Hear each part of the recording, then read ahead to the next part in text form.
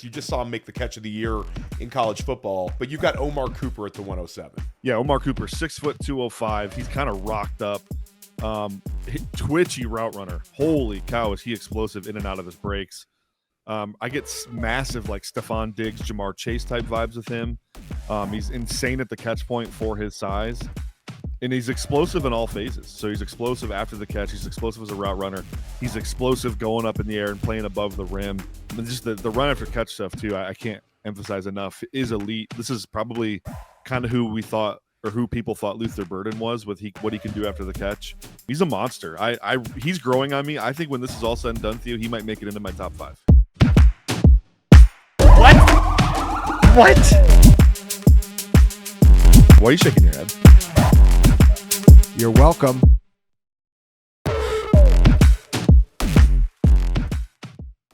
Redraft ends, but Dynasty is life. Theo Gremminger with Dynasty Life. I'm talking way too early 2026 rookie rankings. Looking at what your Dynasty rookie draft picks are going to be worth for 2026. And I'm joined today by Brett Whitefield, frequent guest for Dynasty Life.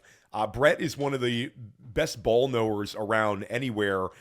Brett, you've had a ton of hits when you come on the show, and we've talked about the prospects. We've never done it this early, though. We usually do this like in December. We're doing this in early November. We're getting after it, though. This is a time of year for a lot of Dynasty managers where if you're a contender, do you consider pushing the chips in and trading away your 2026 first round pick in your rookie draft in order to acquire that player or those players that you need to win a Dynasty championship? What do you think, like, when you take a step back and it's like a bird's eye view, what does this class look like to you? How excited about this class are you? You know, it's funny. I'm one of the few guys, I don't really get caught up in like grading classes compared to each other. I think every class has strengths, and it's on the evaluator to find the strengths, right? And so, gosh, I think this class has a lot of really good wide receiver talent, like really good, way better than last year. But we're probably lacking at running back. Tight end's not going to be. I mean, we had a transformative tight end year last year, right? So we're not going to find those guys. I think the QB class is probably also a little better than last year, where there's really only 2 guys anyone really liked, and maybe just one, because I don't think a lot of people like Jackson Dart. And then, so I think overall it's you get strengths and weaknesses, just like every class. Wide receiver and QB probably good, and then everything else, a little bit lackluster. Yeah, and I'll say that it was kind of easy for me to do like my early initial rankings, but then when you start trying to rank like players 11 or 12 on, there's so many names. I actually think this is a very, very deep class. There's a lot of names I'm interested in, even when I'm into like third round type values. It's interesting when you talk about the quarterbacks. I think there's a lot of quarterbacks, and there's a number of guys who we're starting to get excited about. There's also a number of quarterbacks where if we were doing this conversation, 6 months ago, 9 months ago, there would have been a number of quarterbacks that we sort of mentioned that have hurt themselves this year in a significant way. There's been a lot of like quarterback fallers, which I think is a little bit disappointing. It could have been an even better quarterback class. I do agree with you fundamentally that we're going to have more quarterbacks to talk about throughout the process than we did last year. Last year, of course, like Shedeur Sanders fell like a rock. Jackson Dart, we were on like from the go.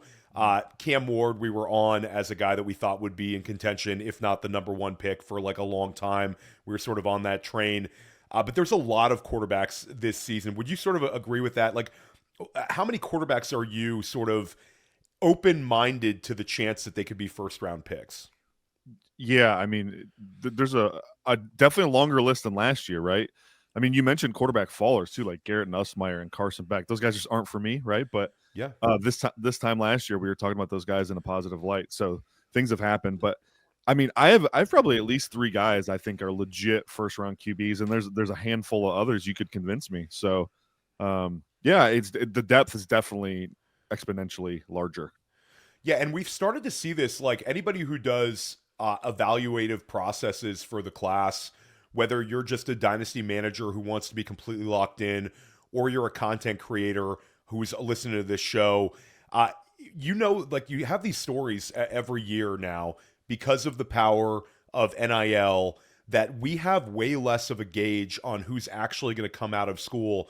So I remember I was working for the other site a couple years ago, and I did my like early 2024 rankings, and I had Travion Henderson and Emeka Egbuka like very highly ranked, and then both those guys go back to school, and I have to like redo the entire article. I think those sort of things are happening every single year.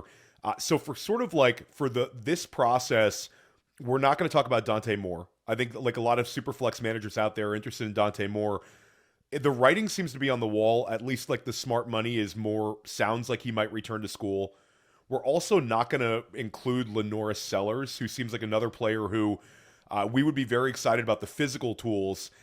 We can always adjust this one, and certainly we're going to do it. We're going down the line when we update these rankings, but we'll sort of eliminate these two guys.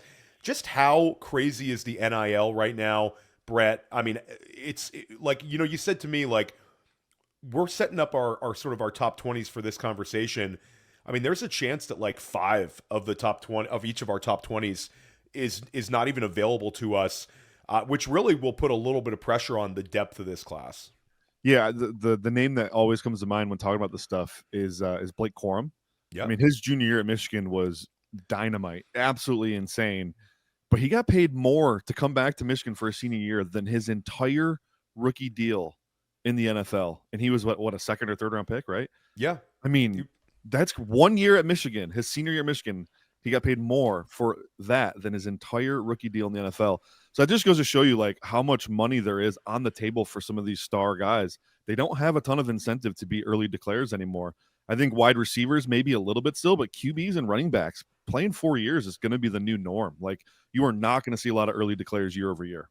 Yeah, and like just for example, a guy like Lenoris Sellers, let's say he leaves South Carolina this season, and instead of going to the NFL, he goes and takes a 1 year essentially deal to quarterback one of the powerhouses of college football. What sort of money is he commanding on the open market these days? Probably 8 to 10 million.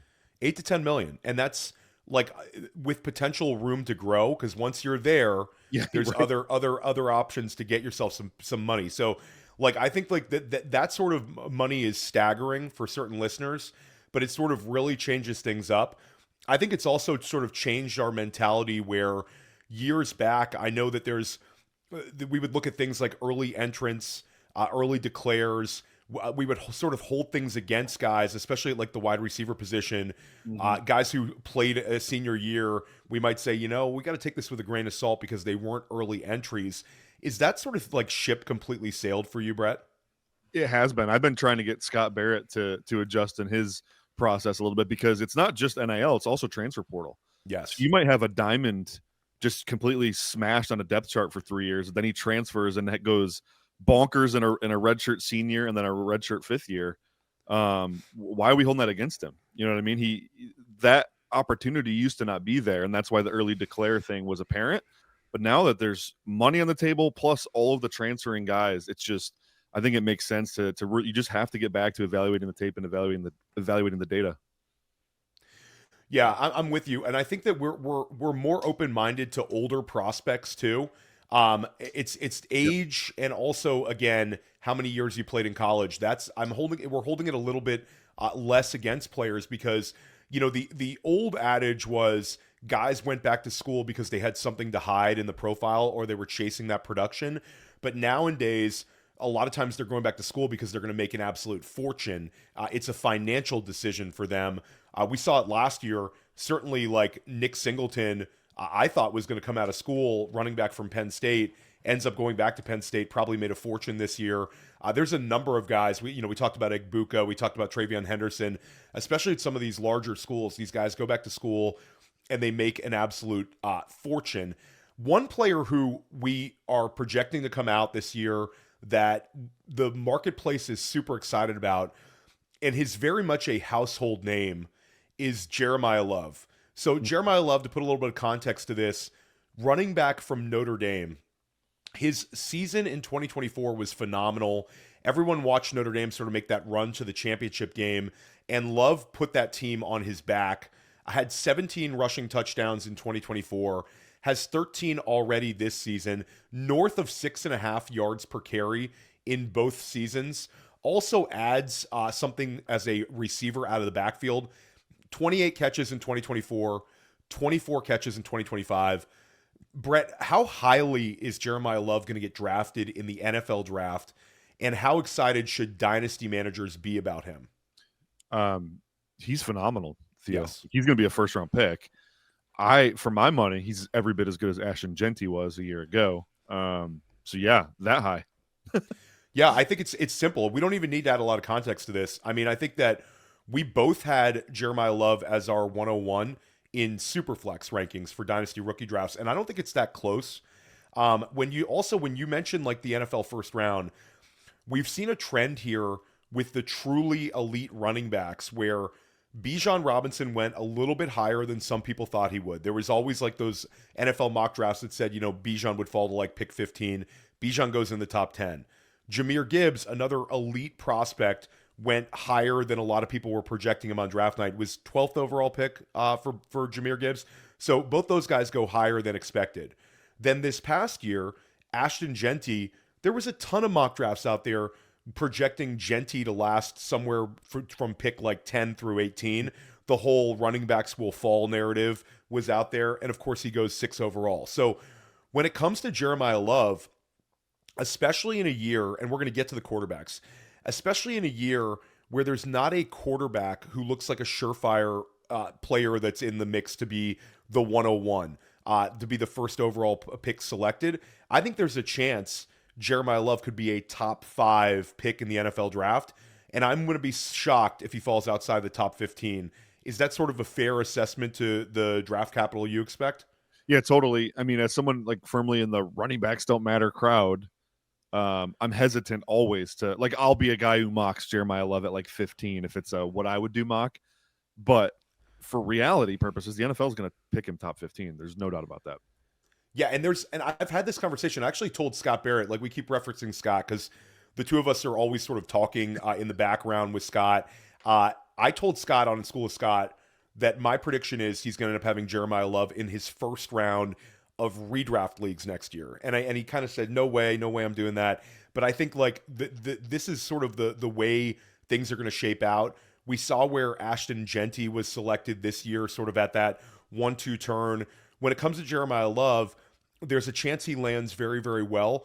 And I think he's a 3-down back. I think the receiving, and for me, really, it seems simplistic, but it's the Jahmyr Gibbs model where he's the home run hitter. He's the kind of player that can rip off a 40-yard touchdown run or a 40-yard catch and run and sort of win you your fantasy week. So he's about as strong an asset as it gets. Brett, I think this is a good time as any to sort of announce the next project the two of us are doing together.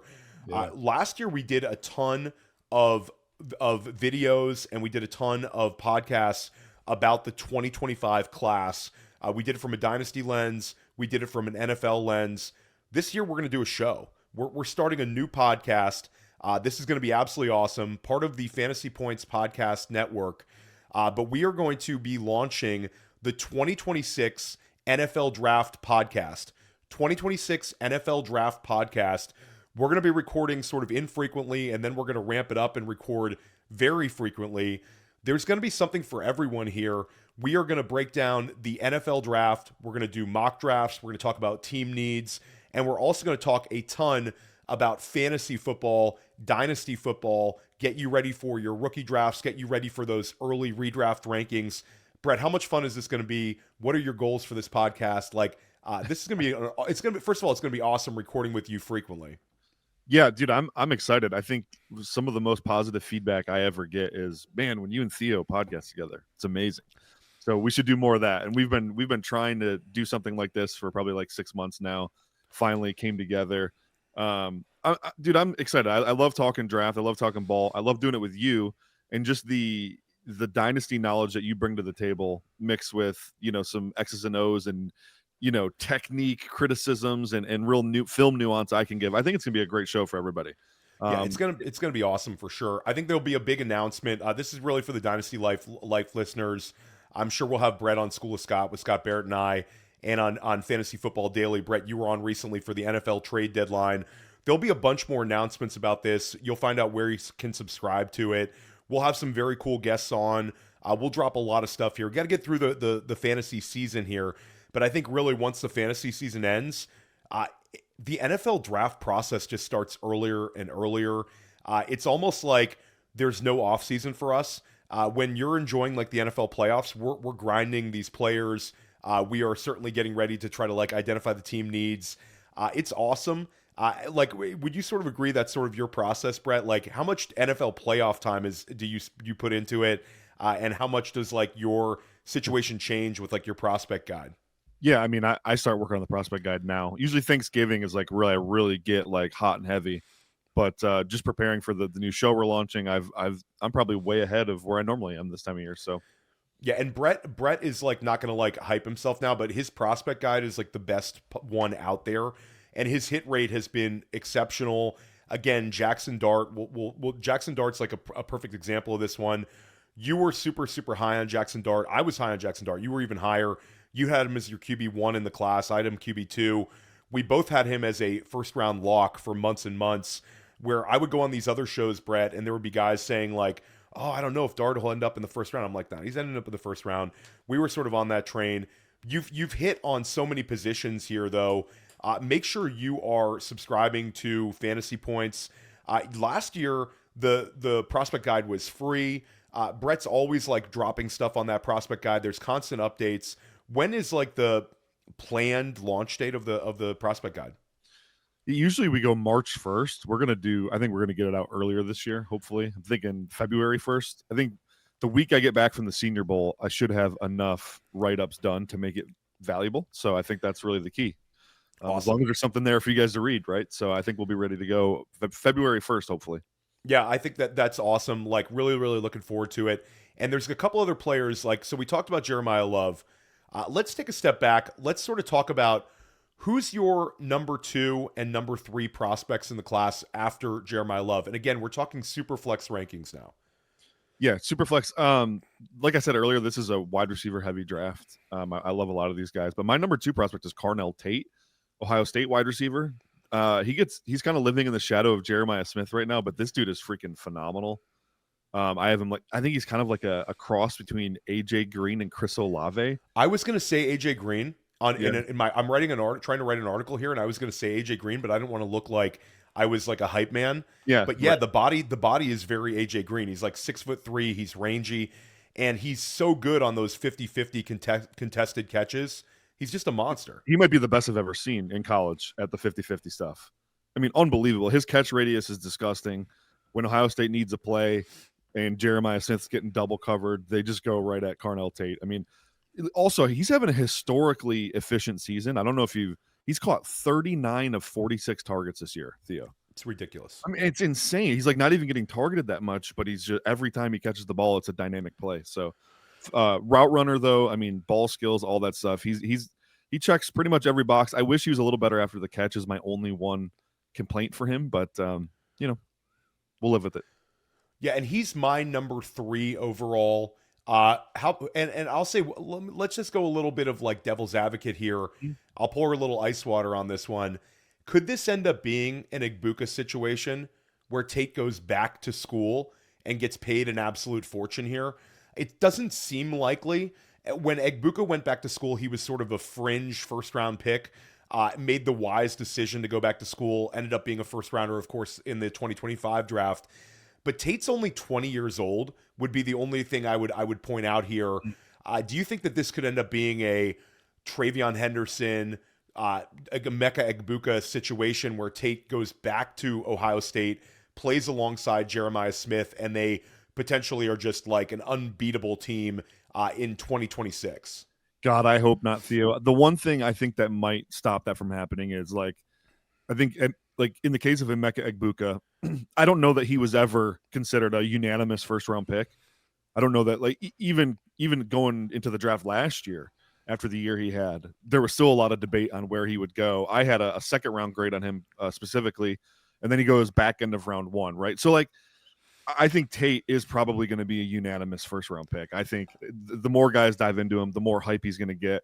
There's a committee that gives you a grade, too. I would imagine Tate's in contact with them, and when they're telling him he's a first-round pick, I think that's the thing that will get him to pull the trigger to come into the draft, where I think Egbuka was probably battling that a little bit, like fringe, day 1, day 2 prospect, and wanted to make sure he got that first-round capital. Plus the NIL money I'm sure he got last year was great. So, but for Tate, I think he's a top 20 lock at this point. Yeah, I was going to say, I think he's probably a top 10 pick. But again, with wide receivers, it can be a range. Last year we saw Teteroa McMillan go inside the top 10. Certainly, I think we could end up seeing Carnell Tate in that. You mentioned the physical tools. You mentioned the size. He's going to check off a ton of boxes. A lot of NFL teams will look at these traits, and it'll help them move guys up. I think when it comes to Tate, I think he fits into pretty much any. There's not going to be a whole lot of NFL teams saying, this guy doesn't fit into our system. I think he's system proof. I think he's a stud. My number 2 overall is Jordyn Tyson from Arizona State. I think he's a stud. I think he's also going to be a player that hears his name selected inside of the top 10 overall picks. Has the ability to play all over the field, can play the slot, can play outside. Has just been unbelievable for Arizona State. A lot of people noticed him last year watching Cam Scattaboo. This year he's sort of taken his game up to another level, makes spectacular catches. And again, I think he's an instant wide receiver, like an instant top 20-ish wide receiver in Dynasty, with maybe potentially a little higher depending on the draft capital. Your overall thoughts for Tyson and sort of where he ends up in your rankings? Yeah, I really like Jordyn Tyson. He was my wide receiver 1 coming into the season. So I think that's worth noting. His 2024 tape, I thought, was significantly better than what we've seen so far this year. That's okay, though. I mean, that happens, right? And then for me, there's a couple other guys that I think have taken that next step where I was kind of hoping Jordyn Tyson would take the next step. For me, the divide here between Tyson and then I have 3 receivers ahead of him, actually. So he's my wide receiver 4 as of right now. There's a lot to be desired in the tape as far as doing NFL type things. So it's just, for him, it's a lot about getting him into space and finding space and getting him easy throws and run after catch stuff, which is, it certainly is valuable to an extent, but I don't see a guy who's out there crushing routes, winning routes, not really winning a ton of 50-50 balls. And so I think some of the task-oriented part of me where it's I want to see how this translates directly to an NFL field. I don't see it as much with Tyson as I do the other guys I have ahead of him, but I still really like him. And I think the 2024 tape, if I go rewatch that, I'll probably come away feeling a lot better about him. Yeah, I think when you watch Tyson, he looks like he's a guy that's going to be a future wide receiver 1 on a team. Do you agree with that he projects as a wide receiver 1 at the next level? Yeah, should be a high volume guy. He's, like I said, he's got a developmental arc he's got to get through first. But yeah, I think that's definitely in the range of outcomes for him. Yeah, he's got the athleticism. I think the athletic numbers are going to be good. Yes. He's got size. He's got the big play. I mean, he just checks off so many boxes for me. One thing that's interesting, though, is we talked about our top 3s here. Excuse me. Why don't you just reveal your number 3 prospect? Because it's a player that's been rising up and rising up. For me, this player came in a little bit lower, but it's a guy that we've constantly been talking about, in sort of the background here. Plays for one of the best teams in college football as well. Yeah, I like both the receivers, but Elijah Sarratt, Indiana wide receiver, this guy is freaking awesome. He reminds me a lot. This is going to kind of scare some people, but he reminds me a lot of Puka Nacua. Wow. Just the physicality in his game, but he's such a fluid route runner. And what I love about him is they use him everywhere. He plays the X, he plays in the slot, he plays Z.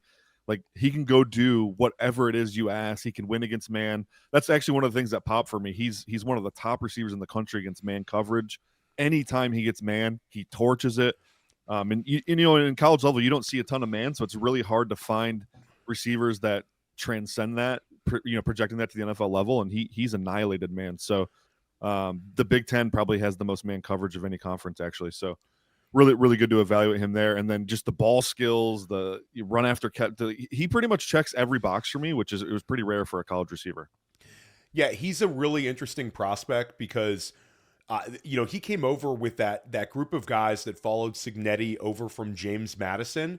Mm-hmm. So I think a lot of people sort of brush that group aside, and that group has just been lights out. Indiana's had really one of the biggest ascents ever in college football from like a 2-year run, you can sort of compare it to almost like Nick Saban year 2 in Alabama, the level that Cignetti was able to take Indiana from in just a short period of time. But what's interesting with Sarratt is this was the second time he's transferred up. He played at St. Francis on the FCS level, and not even like a high level FCS level. So he goes from St. Francis to James Madison, and then ends up being this player that I think could be a late first round pick. Are you going to project him inside of the first round? That's the one thing with Sarratt is there's so many wide receivers this year.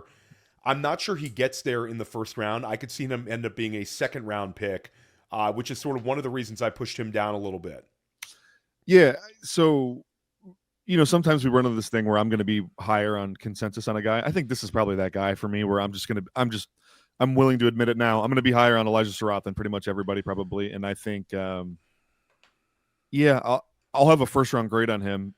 I can't promise you he goes in the first round. I think it's close. Yeah, for me, I think that my you say the name Puka Nacua, I see like Cortland Sutton out there, just a big outside receiver that could be a sort of somebody's wide receiver 1, could also just be a really good wide receiver 2. He comes in at 13 overall in my rankings, and we're going to reveal our full top 20. We're going to try to rip through it. Brett, I wish we could take a full time and talk about these guys, but look for Brett on sort of future Dynasty Lifes. And again, the 2026 NFL Draft podcast, that's going to be available for you to subscribe to very soon. We're going to drop an episode pretty soon. We don't have a effective start date, but we want to drop one at least before Thanksgiving. So make sure you subscribe to that wherever you get your podcasts. And if you listen to anything what Brett does or I do over at Fantasy Points, there's going to be plenty of opportunities for you to subscribe there. Who's the quarterback 1 in this class, Brett? We haven't mentioned one player yet. I think that it's an interesting class where we've mentioned a bunch of fallers, but there's certainly 2 names for me that have risen up and done a ton for themselves this year. Fernando Mendoza of Indiana has done an absolute ton this year. Indiana, again, we just referenced how fast a riser. Mendoza was a Cal transfer, has just been lights out, winning on the road, just won in the final moment against Penn State, won at Oregon. And then Ty Simpson has been a significant riser for Alabama this year. Your thoughts on these 2 players? Who's your quarterback 1 in this class? Is it one of these 2 guys? It seems like there's a little bit of competition here. Yeah. So let me just start by saying both these guys are, what I love about them is they're not what we've had to deal with the last few years in the draft.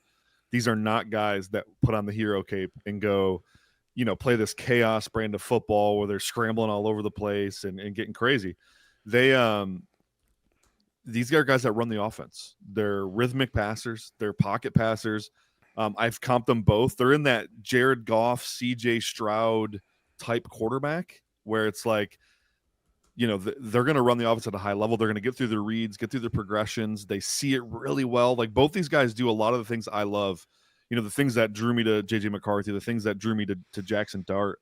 They do these things really well. So Ty Simpson for me is my QB1. I also love Fernando Mendoza though. So I'm not going to get carried away slandering one of the 2 here. But Ty Simpson, man, for me, I look at the most stable metrics we have, like clean pocket passing, throws in rhythm. Like he is the best in the country, not even close. But I also look at like mechanically, how does he look? How does the footwork? How's the throwing structure? How does he attack the middle of the field? These are things college quarterbacks just don't do. I know we're not talking about Dante Moore today, but the thing that drives me crazy, he might have 3 throws all season over the middle of the field and into a congested window. That doesn't work in the NFL. That's where you have to live in the NFL. And so for me, Ty Simpson does that at the highest level, and Fernando Mendoza is close. I think Ty Simpson has more arm talent than Mendoza. This is probably the final thing for me that put him over the top for me over Mendoza. The arm talent is exceptional. Getting to the he throws NFL concepts like dagger and Y cross, Yankee. He throws all this stuff at a really high level. He understands how to high-low defenses as well. Whether it's a levels concept or a smash concept, a sail, like he runs NFL concepts. He's got reps under center. I love a lot about Ty Simpson. I was actually shocked when I watched his tape how good he was, considering basically has sat on the bench for 3 years at Alabama. But man, he's fantastic. Yeah, and I think that's sort of the difference for me. I have Mendoza as QB1, and I have Simpson as QB2. Both of them come pretty highly ranked in my Superflex rankings. And I'll say for the single QB listeners out there, and I know there's some of you on Dynasty Life who hate the single QB format. There's others out there who are like, hey, Theo, I really appreciate you still talking about us old school single QB format players. I play a lot of single QB Dynasty still. I also play Superflex. I won't have either one of these guys in my top 20 for single because neither one of them, I think, projects to me as huge. Like, let's say, you mentioned the Jared Goffs. Neither one of them is a Justin Herbert level for a guy that could be a quote unquote pocket passer. Of course, Herbert this year running pure on the rushing yards, but a guy who we would push up in dynasty rookie drafts for single QB. I think these specifically are players you want to target in your super flex rankings. The one thing that you mentioned for Simpson is sort of the biggest knock on him for me.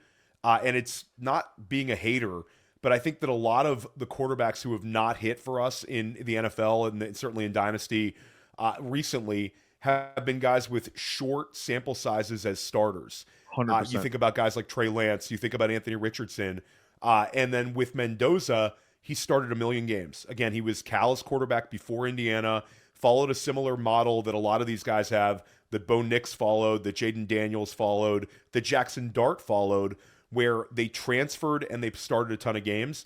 So with Mendoza, I feel comfortable that he'll be a starter in the NFL next year, whoever drafts him.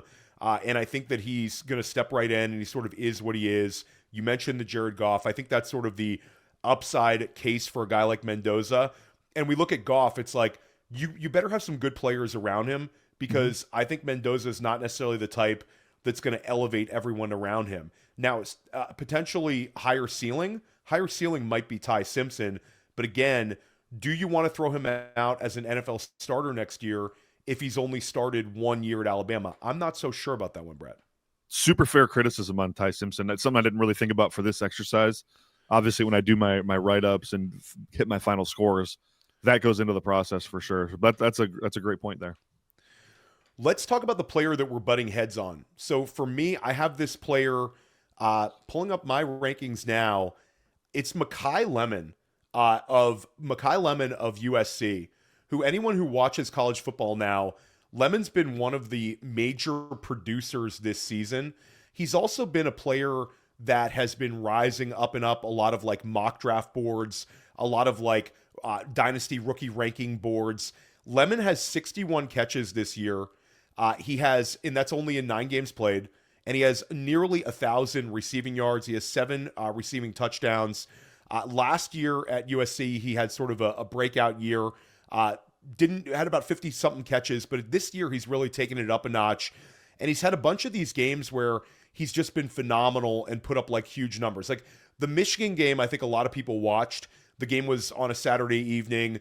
He made a spectacular touchdown catch, had 9 catches in that one, 11 against Illinois, had 11 recently against Northwestern. He's just been a target magnet for USC. And I have him right behind the quarterbacks and right behind my big 3. So I have him at 6 overall in my Superflex rankings. We have a significant difference in this one. What are your criticisms of Lemon?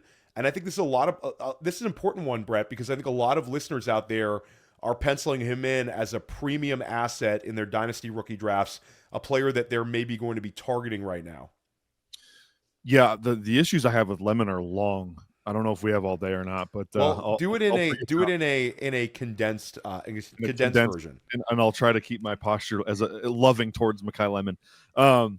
Yeah, for me, so I see he's just not a disciplined route runner.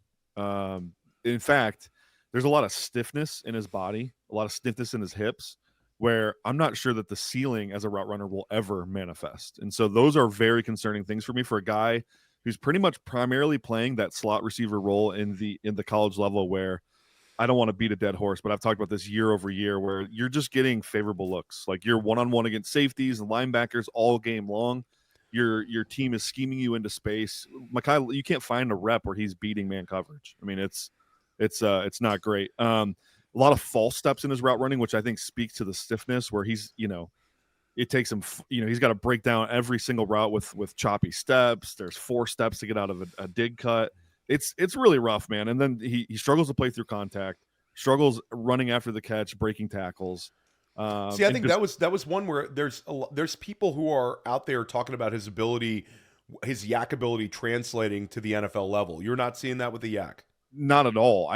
Because it's people look at opportunity. So he's just getting a ton of screens, shallows, jet sweep type stuff. So he's got a lot of opportunity. His yak numbers look okay when you contextualize that with what do you see on tape. Like, he's not forcing missed tackles. He doesn't play through contact. When he gets hit, he goes down. I mean, for me, I really I struggle with this one. I don't see it. I really don't see it. I think he'll have like a mid-day 2 grade for me. So it sounds like I just crapped on a guy who's undraftable, but I'm fighting against narrative, I guess, is what I feel like. So, man, I really struggle with him though as a top flight player at all in this class. I really struggle with that. I think the other USC receiver is significantly better. Yeah, so that's what I was going to ask you about. Like, you're on Jacoby Lane, and Jacoby Lane Jacoby Lane was a guy that has been circled for years. USC receiver, different than Lemon. Lane's like 6'4", 6'3", probably north of 200 pounds just by kind of looking at him and what they were listing him at USC. But he's been very much outproduced by Lemon. You're on the Jacoby Lane ahead of Lemon in your rankings? Yeah, absolutely.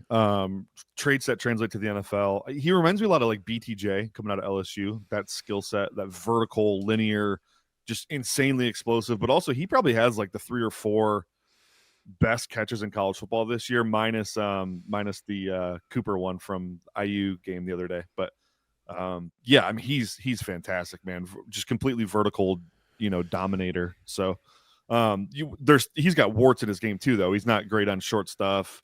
You see the long stride kind of trip him up on some short in-breaking routes. But for the most part, though, I think his game translates to the NFL way better than Makai Lemon's. I'll say, Brett, I was higher on Luther Burden than you last year. You predicted Burden falling to the second round when we were doing like our early rankings, so I'll give you props on that one.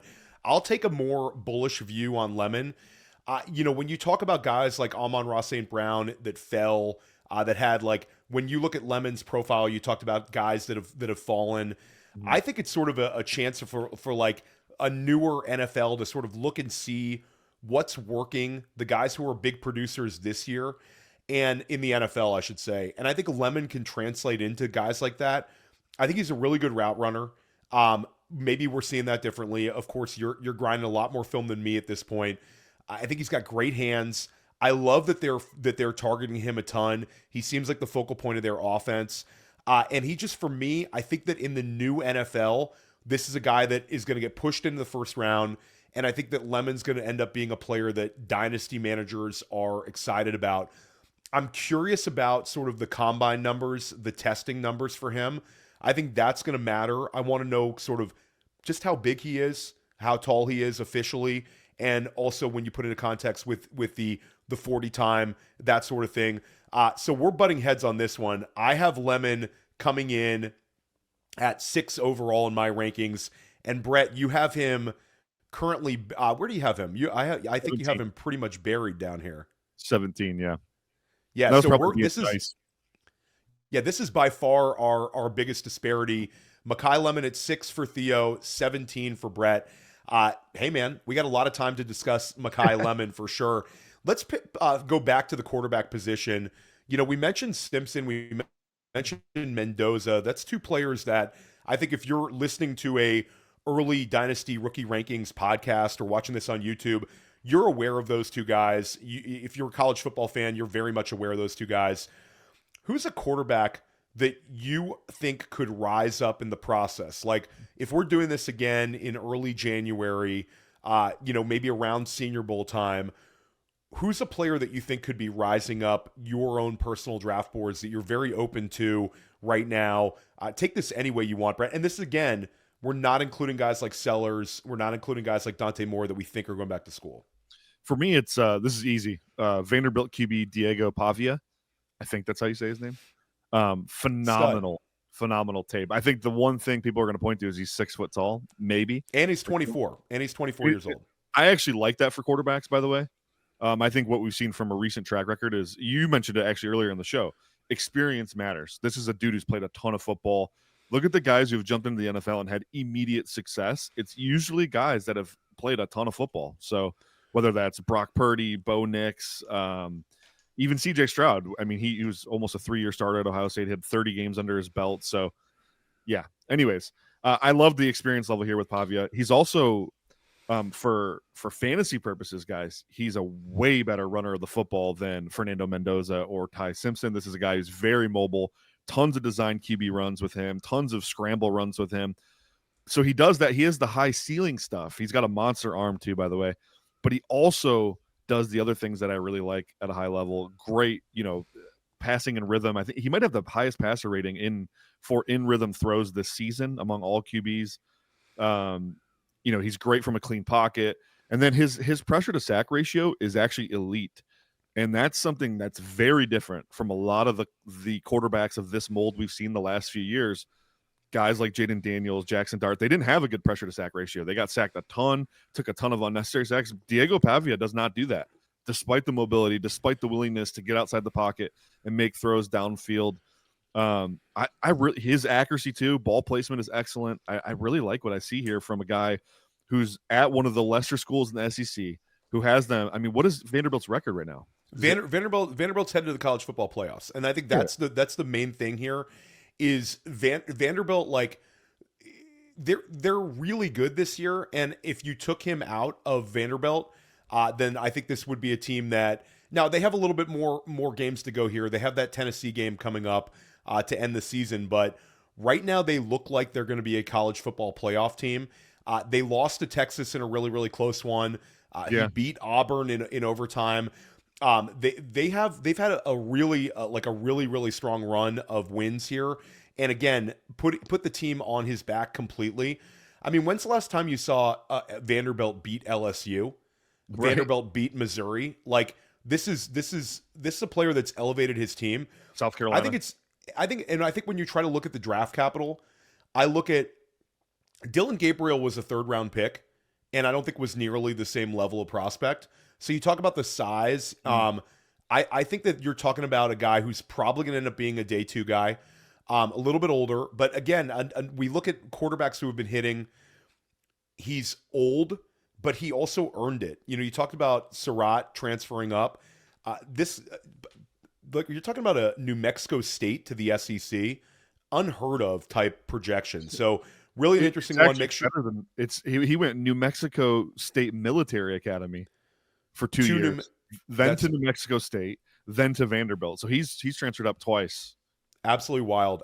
New Mexico native too. So not a whole lot of NFL quarterbacks coming out of the state of New Mexico as high school players either. So really, really an interesting one, and one we want to circle. We're going to reveal our overall top 20 rankings. We're going to rip through them. We'll add some context to a few guys, but again, make sure you subscribe to the 2026 NFL Draft podcast. Let's get it started. Well, I guess we can go back and forth here. We both have Jeremiyah Love at our 101, hands down, no question. Brett, you already revealed it. You have Carnell Tate, wide receiver, Ohio State at 2. I have Jordyn Tyson, wide receiver, Arizona State at 2. I have Carnell Tate, again, wide receiver, Ohio State at 3. And your number 3 was Elijah Sarratt. Why don't you get us started with your 104? My 104 is Denzel Boston, Washington wide receiver. And since we're so early on, add just a little bit of context to Boston. Yeah, Boston is he's 6'3", 210, inside out versatility. I think what really impressed me with him is he handles middle of the field work really well. Very physical, does not shy away from contact in his route running. You cannot move him off his route track with physicality. So bigger, stronger corners, doesn't matter. I know I said this with Sarratt. I get Puka vibes with Denzel Boston too. Maybe it's the hair. I don't know. But just the way he plays, run after catch stuff. There's a vertical element to his game that's really impressive. I think he's the modern receiver where he's going to go give you everything in the run game as well. You can design touches for him. He can play on a vertical plane. He also dominates the middle of the field. Very complete player here. Yeah, I like him a lot. His name, he's definitely in my top 10 as well. I'll keep it going. At 4, I have Fernando Mendoza. At 5, I have Ty Simpson. And then at 6, I have Makai Lemon. Brett, you just dropped Boston as your 104. You have Jordyn Tyson as your 105. Yeah. You have Ty Simpson at 106. Why don't you talk about your 107, who, again, you're higher on this player than just about anybody I've seen in the Dynasty rankings. Am I really?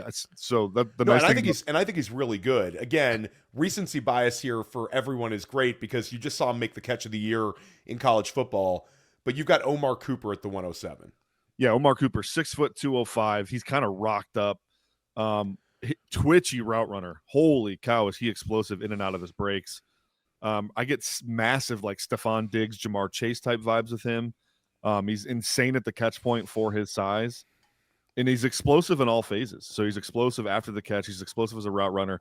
He's explosive going up in the air and playing above the rim. And just the run after catch stuff too, I can't emphasize enough, is elite. This is probably kind of who we thought, or who people thought Luther Burden was with what he can do after the catch. He's a monster. He's growing on me. I think when this is all said and done, Theo, he might make it into my top 5. Incredible rise, and certainly we're looking forward to seeing him at the Senior Bowl. I think he's exactly the kind of player that could rise up with like a really strong offseason. Indiana is just such a good team, and I think that you're going to see multiple Indiana players drafted this year. People are like, oh, Indiana, they're punching above their weight class. Look at Brett's rankings. Look at my rankings here. Brett has 3 Indiana guys in his top 12. Absolutely incredible stuff.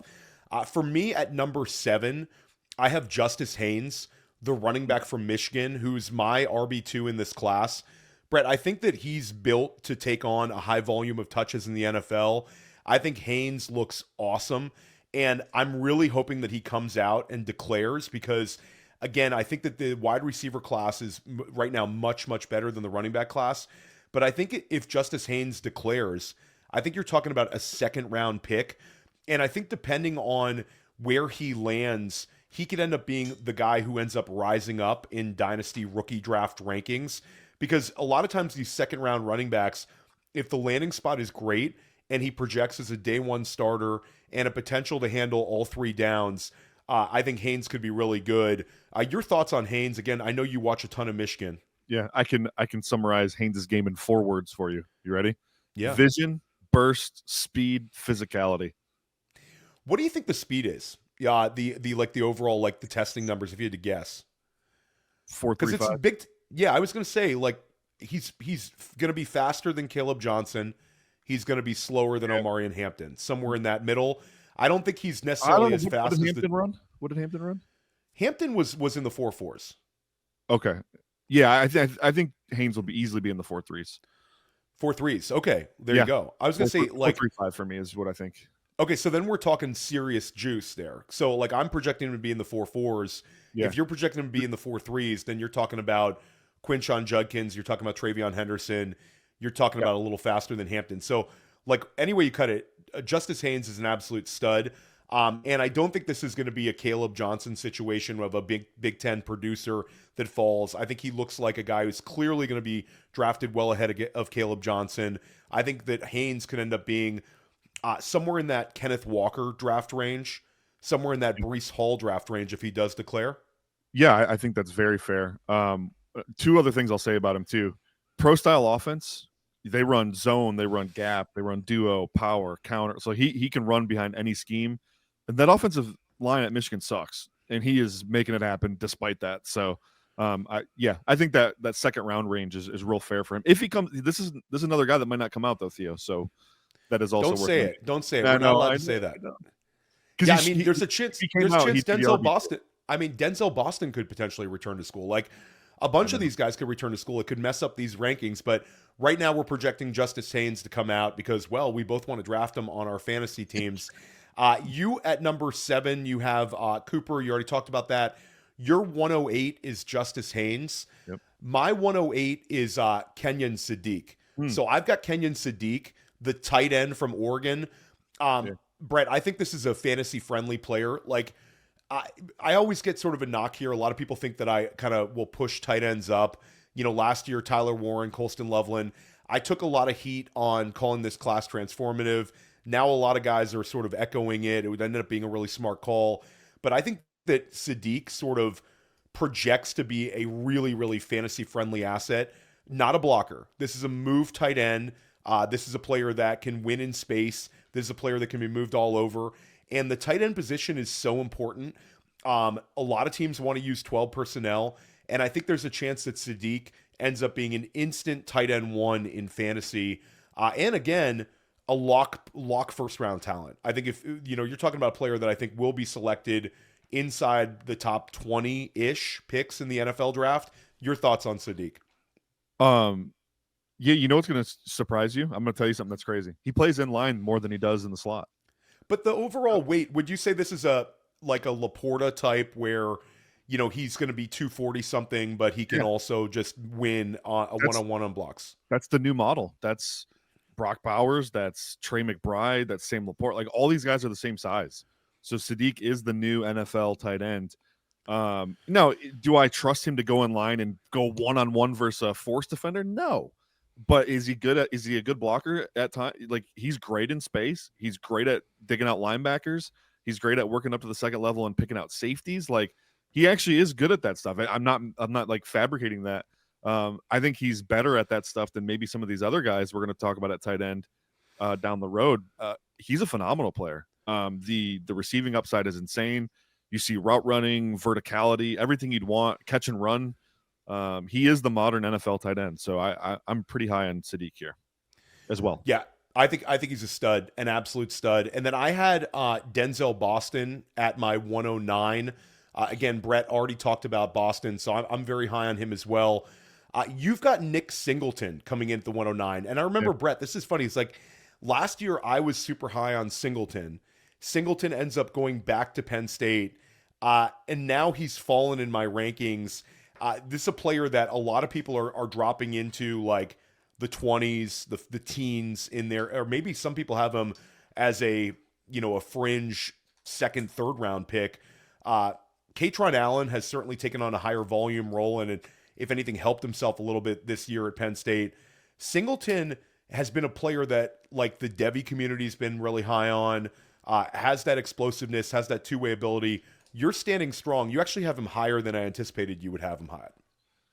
Yeah, and for me, it's the reason he's like ranked so high here in my rookie rankings is positional scarcity. Like, we're talking Jeremiyah Love and maybe a Justice Haynes who doesn't, come out even. So I'm looking at running back. Like, he could be the second running back drafted in this class. He's phenomenal in the pass game, Theo. Super explosive, phenomenal in the pass game. I think those two things bode really well for him to get legit draft capital. These are the types of backs the NFL loves. I know you're not going to love this name, but like a Miles Sanders went in the second round. I think Singleton is a very comparable player, except he's not blind, which helps.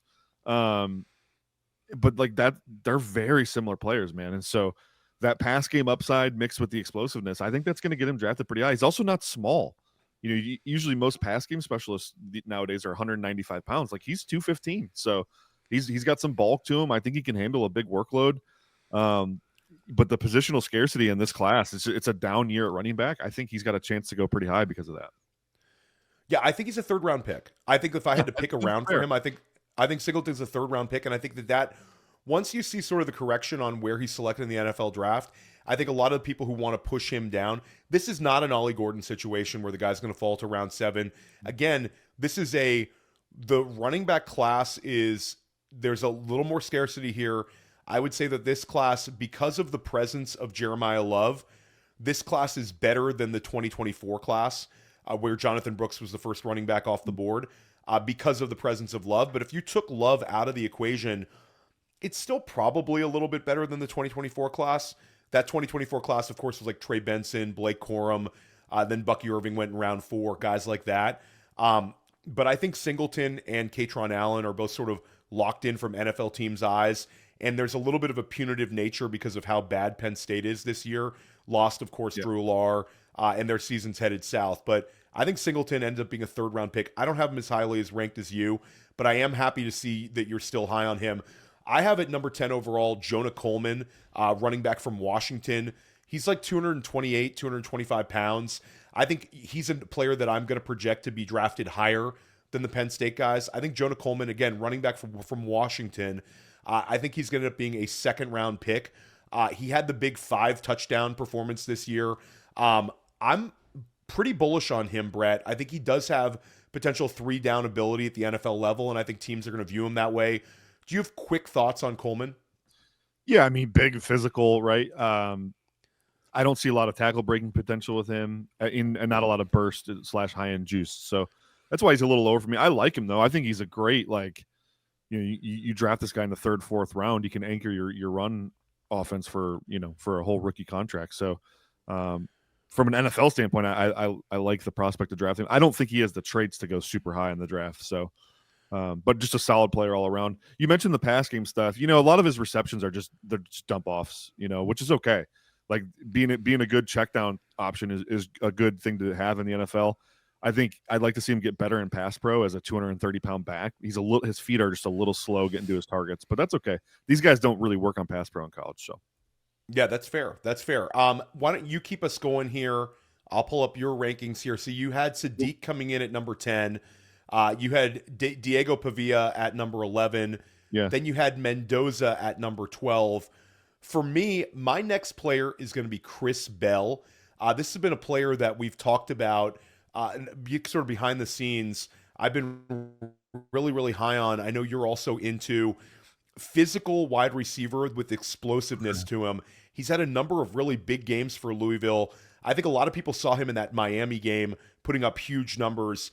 I whispered the name A.J. Brown when I'm watching him. I think that might be a little bit too much to put on for him. But when you start looking at like the really physical, explosive wide receivers over the last couple of years, guys like Debo, guys like A.J. Brown, I think Chris Bell has a little bit of that to him. I'm sure there's going to be a bunch of downside comps. People are going to say, you're being a little too bullish, but I don't know. I think he's trending towards being a 1st-round pick in the NFL draft. And again, he's putting up numbers this year. Quick thoughts on Bell. Yeah, this is what I wrote on Bell so far. Excellent hands technique to fight off and display CBs in his stem. Crispy footwork relative to his size. Adequate hip sync to execute harsh breaks. Surprising amount of detail in his routes. Ball tracking is great. Automatic on back shoulder stuff. The only thing I'll say is like he's not nearly as explosive as AJ Brown. So I think at times he appears a little sluggish, a little slow to get moving. I'm scared he's going to get the Xavier Legette comp. Actually, I think he's a way more, detail oriented, technique driven player than Xavier Legette. But the size comparison and kind of what they're asked to do is similar. So that's the only thing there. And then for me, I have Elijah Sarratt at number 12. Brett talked about him. You had him at number 3. So he still makes it inside of my, 1st round-ish. And then you've got an interesting player at 13 and 14. You've got Ian Strong from Rutgers. You've got Skyler Bell from UConn. Care to share any thoughts on either of those guys? Ian Strong is T. Higgins reincarnate. So if you like T. Higgins, you'll like Ian Strong. Skyler Bell is a 6'1", he's just a route running phenom. They use him, they get him in space a lot and let him go to town after the catch as well. But the route running is super crispy. So like he's kind of that prototype route runner size, the Chris Olave size, 6'1", 190. So and he's put UConn on his back this year. Can I mention something about Chris Bell I totally forgot to say? Oh, of course. He plays his best ball against top competition. His 3 toughest games of the season, he rattled off like 450 yards and 5 touchdowns. I mean, like I fall in love with that kind of stuff. Like when you are a competitor and you go out and play your best ball against the best opponents, I like that. So I just wanted to say that. Yeah, no, for sure. I think Chris Bell is a player that we're both really excited to see. Again, I want to see the testing numbers. There's going to be guys out there saying, kind of slow your roll. But I do think Chris Bell, the draft capital is going to be strong. And I think that the production has been undeniably good. Brett, you mentioned those 2 wide receivers. Really want to this is where sort of like, again, when we get into players 13 through 20, there's going to be a lot of movement. And there's certainly going to be some movement in the top 12. We're doing this very, very early on. My number 13th player is Jadarian Price, also from Notre Dame. So a second Notre Dame running back. We saw last year a situation where both Ohio State running backs went inside of the top 40 picks, Quinshon Judkins and Travion Henderson. I think this could be another one where Jadarian Price ends up being like a second-round pick in the NFL draft. He's really, really good, but again, playing behind Jeremiyah Love. Any thoughts on Jadarian?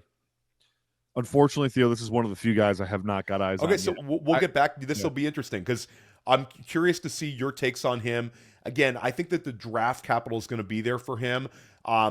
Really, really fast. Again, like 4.4 speed. He's going to be a little north of 200 pounds. So not like ideal size, but he's not going to be in that like small size. I am excited about him. Has really shined in like this two-headed monster for Notre Dame. Number 14 for me is KC Concepcion. This is a wide receiver for Texas A&M. I think he could end up being a really good slot player in the NFL. Has just shined for me. Again, a player that we really want to dive into sort of when the fantasy season dies down. But I do think he's going to end up being a second-round pick in Dynasty rookie drafts. Brett, 15 overall for you. You've got a player that I also have as my tight end too. Eli Stowers of Vanderbilt. I have him at 17 overall. You've got him at 15. Was a quarterback originally. Yeah. Yeah, he's for a tight end, insane catch radius, athleticism, ball skills, pretty good route running as well. So big fan of Eli Stowers here. And I talked about his QB earlier in the show. Well, this is the hookup right here. This is Pavia. When he's got to have it down, he goes to Stowers. Yeah, for sure. Absolute stud. We're going to talk about a number of tight ends. I think that this tight end class is good. And I think a lot of people are going to discount this tight end class because of how good last year was. But when you talk about Sadiq, you talk about Stowers, there's a number of other players who are really, really interesting in this class as well. We'll break them down over the next couple of months for sure. For me at 15 overall, I'm going to have Germie Bernard. Michigan State transfer to Alabama. Another player who I think is rising up. I think he could end up with second-round NFL draft capital. Alabama wide receiver, about 6'1", over 200 pounds. I think he's solid. Again, there's a lot of potential movement here with these second-round guys, so I don't want to go crazy over him, but I do think Bernard is going to check off a lot of the prerequisites of draft capital, production, and a guy who maybe potentially projects to be a wide receiver 2 at the next level, but a solid one. You had an interesting potential comp for him. Was this the Mechie one? This is the Mechie one, yeah. Yeah, I see a lot of John Mechie. Like with Mechie's tape, I was kind of like unimpressed by most things he did, but he just did everything at a relatively above average level. And I think that's true for Bernard, where there's not one skill or trait that stands out as being elite, but he does everything. And that's what's worth noting. He was on that Washington team with Roma Dunes and Jalen McMillan and who's the other one I'm forgetting? The cat Jalen McMillan. No, the other one. Polk. Yeah, he was a fourth receiver on that team. So there you go. There you go. He's been the long-traveled college football players these days. We're going to wrap this up pretty quickly. Brett, let's pull up yours real quick. We're getting to the end of Brett's rankings here. So you had Jonah Coleman, who we talked about a little while ago, at 16. You have Makai Lemon at 17. You have Chris Bell at 18. You have Germie Bernard at 19. And then you have Kaytron Allen at Penn State. We'll talk about him in a minute. I'm going to rattle off the rest of mine. I have Hollywood Smothers, NC State running back at 16. And I'm really excited about him. The problem is he's another one of these very young running backs. I think he could end up coming back to school. So I don't want to go over the skis here. Do you have any thoughts on Smothers? Yeah, more explosive Bucky Irving. Yeah, I was going to say that. I see a little bit of James Cook to him as well. When you're projecting sort of nice. And I think he's got that explosiveness. So it's like he's a home run hitter. I think he's really, really good, but I don't want to spend too much time on him because, again, I think there's a chance that he goes back to school. NIL is a huge, huge drawing card, and Smothers a very, very young player. So a bunch of running backs to talk about in the next couple of weeks. Stowers comes in at 17 for me, and then I've got Singleton and Kaytron Allen sort of back-to-back here. Singleton we talked about. Kaytron Allen we've seen since James Franklin was let go, a lot of the touch volume has lent itself to Allen, Allen apparently runs in the 4.3s. Like the Penn State people say, like the athleticism numbers are going to be off the charts here. Penn State, though, I will say, like a lot of times when we hear this guy's going to be exceptional athlete, a lot of times the testing numbers are not there. But with Penn State guys, we do see some guys testing off the charts at a number of positions, defensive line, tight end. And with Kaytron, it seems like we're going to have a back with size and athleticism. And again, the ability to handle volume at the Big Ten level. Your thoughts on Kaytron Allen? Yeah, I don't think there's any way he's faster than Nick Singleton, just watching the tape. You know, that would shock me. I'm not saying he's slow or anything. Well, maybe they're both super fast. Yeah, I think it's probably more likely they're both super fast. But yeah, I like Kaytron. I think his work in the pass game leaves a lot to be desired. Is kind of my only issue there for him. But I think he looks good. I think both these guys are pretty good players. I think we're maybe hitting a little prospect fatigue, maybe because they've been especially in the Devy community. These are known commodities for a long time. So. I think they're pretty good players, though. You mentioned like Jacoby Lane. I could have easily had him in the rankings here. There's a bunch of players that I could have like pushed up here, but I wanted to include John Mateer in my top 20 just to sort of get your take on him. He's really, really interesting, Brett, because he's got mobility, he's got vision. Like Mateer also checks off that box of like being like a transfer quarterback. I'm sort of into Mateer, and I think he could end up being the riser from now until the course of the NFL draft. Where are you at on him? I know you've been really high on him sort of behind the scenes, but again, you don't have him inside your top 20. Yeah, some of that is recency bias. Since he's been back from the shoulder injury, he's been bad, relatively speaking, you know? So that's recency bias for me, just not having him in my top 20. I love him, though. I'd love to put this guy as my QB1. I think the skill set is there. He was Cam Ward's backup at Washington State. He was really good at Washington State, and then he started the season at Oklahoma on an absolute tear. You see the big time throws with the arm, you see the running ability. He's got some Baker Mayfield to him, right, where he's just a total gunslinger. I mean, this dude will stick his face in a fan to go win for the team. So real tough kid. I wish he wasn't playing right now. It seems like the shoulder's still bugging him, right? So long story short, though, I really like John Mateer. When I do the full eval on him, I'm guessing he'll shake out a little higher than I have him right now. Yeah, I think he's going to. I'm going to comfortably have him in sort of like he's the kind of player you want to use a second round super flex pick on. It sort of takes away the downside risk. This was a lot of fun. I think we got to do it again and do it from a single QB perspective so we can like talk a little bit more about some of these skill position guys. Brett, this was a lot of fun. Again, look for the announcement for the 2026 NFL Draft podcast. Brett and I are going to be recording sometimes multiple times a week here as we get a little closer to it. The 2026 NFL Draft podcast, part of the Fantasy Points Podcast Network.